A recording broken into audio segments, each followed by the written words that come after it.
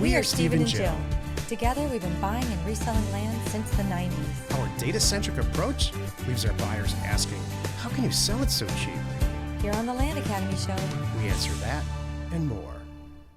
Steve and Jill here. hello. Welcome to the Land Academy Show, entertaining land investment talk. I'm Stephen Jack Busella. And I'm Jill DeWitt, broadcasting from sunny Southern California. Today, Jill and I talk about people who can't say yes. As I said yesterday, this because Jill and I are on sort of vacation in California, we are successfully beating the heat from summer in Phoenix. Mm-hmm. And so I got a chance to watch the Dr. Phil show. Oh my God, Jack, that's ridiculous that you would spend your free time like that. Yes, you're correct. And he interweaves. He did a show about the Great Resignation, and he had some people on of all different ages and completely different career types tell great stories about it, about their experience with the Great Resignation, starting their own companies, and going from $50,000 to $500,000 a year. And then he had some people on there that said that were not successful with it, or as successful with it, and so they were looking for advice. And one of the things he said is, I try to not stick around. I don't listen or hang around with people, who can't say yes. There's this chronic. So that's what this show's about. Before we get into it, let's take a question and how it translates into talking to sellers. Let's take a question posed by our members on the landinvestors.com online community. It's free, and I hope you know by now, we have a full-blown commercial printing company, and I mean full-blown, called offer2owners.com, where we print and mail your blind offers to real estate owners for houses, apartment buildings, land, all of it. We send out almost 1 million units a month now. And we started at, it all started because Jill and I were really frustrated. It started with us. It started with us. We were frustrated using a commercial printing company that just didn't understand our business and how we mail merge things. Contact support at offers2owners.com and check it all out. Cool. James D. wrote, I just wanted to say I had my first consultation call with Kevin Farrell yesterday, and it was very helpful to me. Highly suggest it if you have some questions whatsoever. Love it. That's awesome. So we have a lot of tools and resources here within Land Academy. You have Discord. You have landinvestors.com. You have our Thursday member call. You have, oh my gosh, how many programs? We have a bundle of 4 or 5 educational programs. I can't remember what it is. But there's lots of content. Sometimes there's too much content. You have to sift through it. So I don't think there's such a thing as too much content as I say that. But anyway, sometimes there's some other questions that maybe you're just not getting it. You have it, but it's not quite sinking in, So one of the other resources that we have is we do have consulting opportunities, and Kevin Farrell is our guy, and you can just go on landacademy.com, and under tools, I want to say, there's a menu item that you could schedule a consulting call with Kevin. Here's what we're working on, and Jill doesn't know about it. We're working on a calendar so that you, as a potential member or a member, can see when all this stuff goes down. Kevin has iced out nicely, very nicely. Kevin just started out as a regular member, and he's just shined and continued to shine, did a presentation at the live event. And so now he's like star consultant in Discord, and everybody that does the consulting half hour with him comes back and says what James said here. Yeah. So at What's some this point, calendar you're very working soon, on? you will be able to click on calendar on the landacademy.com website, and you will see when the Thursday calls are airing, when there's a Clubhouse episode that Jill does. She has a little show on Clubhouse. Brilliant. When our podcasts air, when Career Path actually starts. When is this going to happen? When enrollment closes, when it opens. My guys are actually working on it, and then they're going to go to your people and Brilliant to get the stuff to fill in. For content. Wow. Yeah. Thank you. And click-throughs on it. Much needed. So O2O is always running intermittently, not always running promotions where it's 10% off. That'll all be on that calendar, so you can plan your life around it. This is great. Yeah. Excellent. Good idea. Today's topic, people who can't say yes. This is why you're listening. I have to giggle every time. It makes me giggle because I'm the opposite. I'm like, I'm in the middle, I guess. Who can't say yeah? What's, unless like, do you want to run into this burning building with me? Then yeah, you might do it. I might. What's the reason? And what's in there? What are we going in for? Oh, that's in there? Okay, I'm with you. So this trip is about 35 days. So we're spending 30 or 35 days from Scottsdale to Southern California here. And we've had Getting out of the heat. Intermittent friends come and stay with us because it's a pretty big place. And we just had some people come in from the Midwest, and they were describing to us how they're optimists. And I think that's funny that people say that because I don't know what that is. I look at everything in a positive way because I don't. I guess I'm a pessimist. I go into everything thinking it's not going to work first. That's a pretty good description of this, babe. That's why this works. Yin yang. Yeah. Or yang yang. Yeah, it's gonna break. I'm like, let's just try it first. I'm telling you, it's gonna break. Hold on a moment. When you're on a phone with a seller, very quickly they're gonna say, you can, I think, kind of gauge whether or not they want to sell their property, or you're more qualified to talk about this, but there's a certain personality type that are very predisposed to just say no all the time. Right. I don't know where it comes from. I don't know if it's nature or nurture, but you would do very well in your career to try to learn how to figure that out really quick. It's a good question. I think it's more nurture than nature, because I was raised with let's just do it and figure it out later attitude that was the gist in my family. Like, we just go for it and then we'll figure out how to pay for it later. What, financially pay for it? There's stuff like that. Now's a really good time to bring up the success dynamic of people in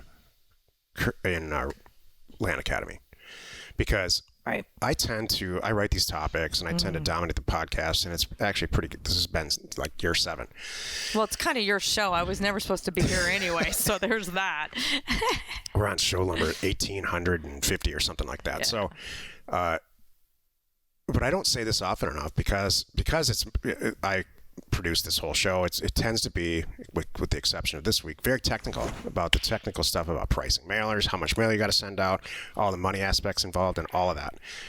And so what gets overlooked often is how much of, I think, a dynamic personality that you need to succeed at this, or to develop a dynamic personality to succeed at it until you can hire somebody who has a dynamic personality. So a ton of this is being on the phone and talking to sellers, potentially talking to buyers, finding real estate agents, getting the right escrow agent, and on and on. And so the more dynamic of a personality that you have for these things, the more you're going to get what you want, meaning buy and sell property for the prices that you want.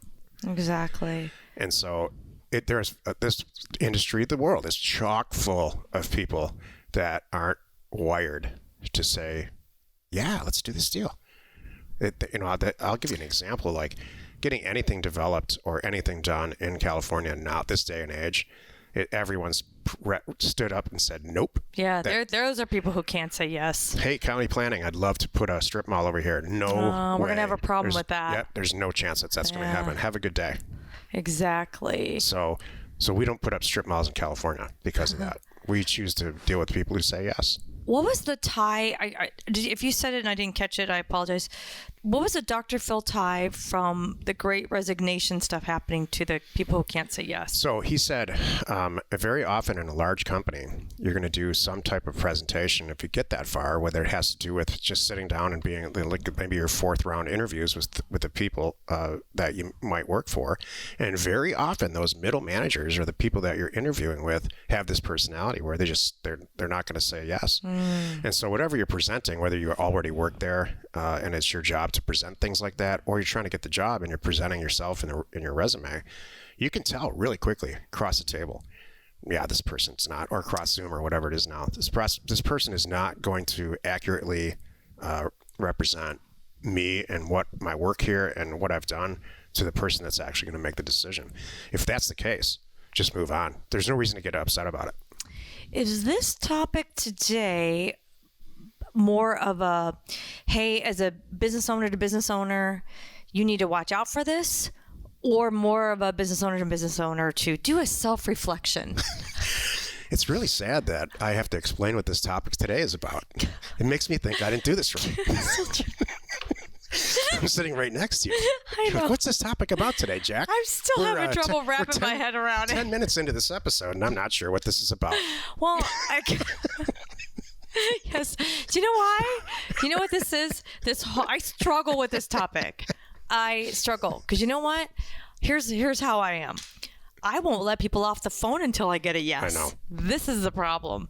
And this is why I get deals done. I know. And get things done. So, hey, from me, business owner, to you, business owner, if you come at it like that, you will accomplish everything you want if you just don't give up. That's my take on all this. I don't personally have the personality to fight. I'm not going to fight. I'm not going to fight a county City Hall about putting a mobile home on a piece of dirt that I own, where they've already said multiple times, and it's posted everywhere, the zoning for this property is not conducive for a mobile home. I'm not going to go through a zoning change. There's people, they do, personality types, and I'm not saying this is right or wrong. There are personality types who believe they've been put on this planet to fight, the good fight, and fight what the rules are and all of that. I'm not that person. I'm the person who's going to say, okay, I get it. I'm probably not going to buy real estate in your county anymore. And they're going to say, thank you. We don't want you here anyway. And then everybody wins. Or state. I might go 2 or 3 states over where everybody's like, oh my gosh, come on in. Right. Are you kidding? We love this kind of thing. Right. There's Arizona in general is like this. If you call planning and zoning anywhere in Arizona and say, I'm thinking about buying this piece of property, and here's what I'm thinking about doing. Is it even possible at all? Almost without exception, they're going to say, "Oh my gosh, yes, let's see how we can get this done together." Mm-hmm. And so this is what I mean about people who can't say yes. Right. My experience in business, there's been a lot more people who are not that way, like I just described in Arizona. They're the other way. Like, no, I'm not going to do. We don't build stuff anymore at all. Right. The doors have closed. All right. And fortunately, I walked through the door, so I'm good, and you're not. What's the takeaway I should be having at this moment? Because I'm now how many minutes in, and I'm still not now it's sure. 12 minutes. Yeah. If you get a seller on the phone, what should I walk away from today? Because I will go and sit and ponder it. And I'll go into a corner, and I will really focus. You know what's going to happen 5 minutes after we record these episodes today? I'm going to forget all of them. What are you talking about? I have other stuff to do. Yep, totally. But let's just say if I would. If you have a seller on the phone and they're not capable of saying yes, just go to open the next envelope or make the next phone call. Oh, I'm sorry. I'd make them say yes. I'd get them to a yes. You know what I'll do? I'm going to give you truth time on it. End on this and it's okay to disagree. Yep. We're going to disagree today because I'm like, I need to get a number out of you. No is not enough for me. There's a number that they would say yes, and I push them to that number, unless they say there's a plot out back. You know what? Even if there is a plot out back, there's a number that says we'll dig up Grandpa. We'll move everything. You think I'm kidding? No, that's great, Joe. I didn't know that. Yeah. It's a little scary. It's a little scary. But no, I mean, I don't usually go that far, obviously. But unless they say, yeah, we're going to. But most people say, oh, they're not most, but many, right? They will say, not this number. Fine, well, what's the number? And then I do push them till I have a number. So I will make them give me a yes. I won't move on that fast. So sorry. I got you to say yes. I think it was the other way around. I know. Thank you. Happy you could join us today. 5 days a week, you can find us here on the Land Academy Show. Tomorrow, the episode of the Land Academy Show is called 2022 and 2023, the real estate market and what it means for you as a land investor. You are not alone in your real estate ambition. Yeah, so by the way, you didn't take my no. There wasn't a lot of no's though. It wasn't. We were all. I was like, that's a great example. I never had a no. I kind of had to slow down. We had a cowboy. You and I. We've always wanted to go to the same place. how we get there is a little bit different, but that's just how it is. Mm-hmm. And that's not a good example anyway. I don't look. I just avoid at this age. I just avoid this stuff now. It's like if it's really difficult to buy property in state X, then I'm just going to go to state Y. This is really what I mean, because there's local cultures everywhere you go. Right. I'm guilty of this all the time. I'll look on a map and say, we should take the RV right here. It looks beautiful. Look how beautiful it is. And you get there, and they're the people that are just awful. Right. And you're not lazy, by the way. It's being efficient and thinking about your time and just getting deals done. Right. Thank you for tuning in. Jack and I are very aware that not everyone has a couple $100,000 lying around to fund deals and to buy land, basically. Well, lucky for you, we and our community do have several, actually million lying around. Tens of millions. Yeah, what do we come up with now? I don't know, like 60 million with our group? There's probably even more, because not everybody answers that question. They just are like, I'm not going to tell you how much I have, but I can do it, kind of thing. So the point is, there's a lot of funding going on right now in Land Academy and our community, and you don't have to have the funds to buy the deals. You just need to find the deals. If you want to learn more, go to landfunding.com or send a note to support@landacademy.com. We are Jack and Jill. Information and inspiration to buy undervalued property. We hope you find our content valuable, and we appreciate your support. If you have not already, please check out our channel and hit the subscribe button. And your comments and suggestions help us to create the content you're here for. Hitting the like button helps to support our channel's algorithm and gauge your interest for future shows.